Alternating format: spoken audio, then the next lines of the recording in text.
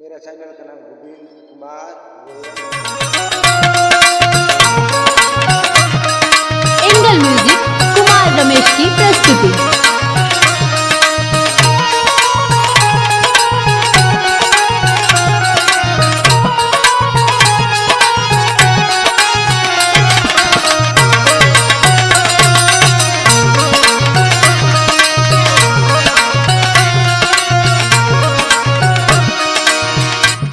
सखी का कहत रे सखी?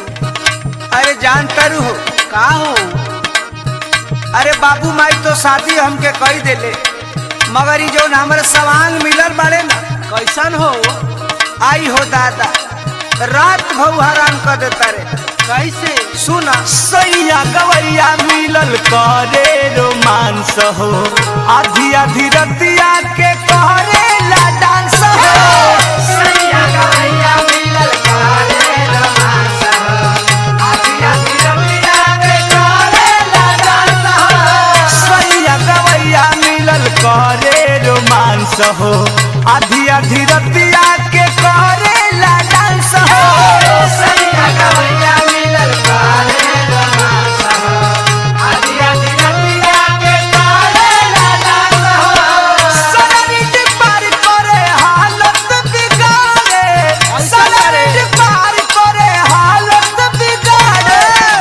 के हारमोनिया नथुनिया उतारे, बजा के हारमोनिया नथुनिया उतारे, बजा के हारमोनिया नथुनिया उतारे, बजा के हारमोनिया नथुनिया उतारे।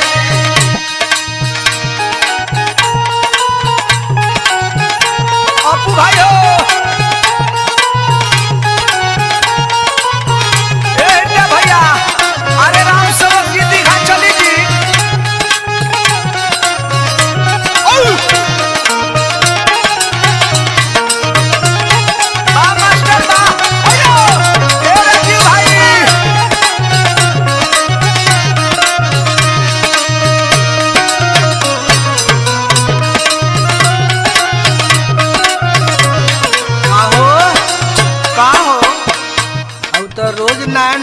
छेड़त होई हो का कबे सके जबे आवत तबे चालू हो जाता हूँ, तबे बजावे लगता। हाँ आई बताव। हाँ करियका से बजावेला कि उजरका से हो?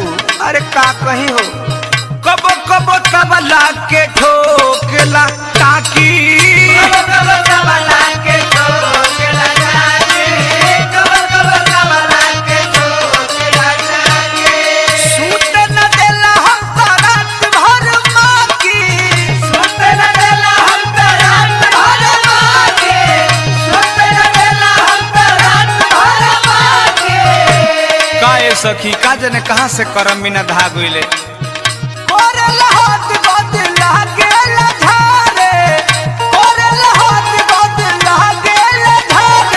बजा के हारमोनिया, बजा के हारमोनिया नथुनिया उतारे, बजा के हारमोनिया नथुनिया उतारे, बजा के हारमोनिया नथुनिया उतारे, बजा के हारमोनिया नथुनिया उतारे। अरे बना रहे सुनील पिड़िया जी।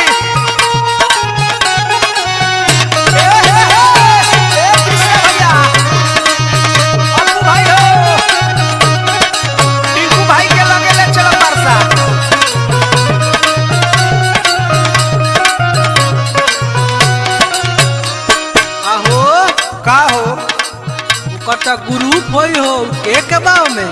अरे मत कह, एगो ऊ बड़े कृष्णा बेदर्दी, रवि रसीला, पिंटू प्रेमी बड़े, अतने ना नंजी जी बानी और हृदय जी बानी, अनिल राय बानी, संजीव बाड़े। आई हो दादा संगे संगे अपुओ हो बा जो रेखाडी नमा करेला। कृष्णा बेदर्दी पर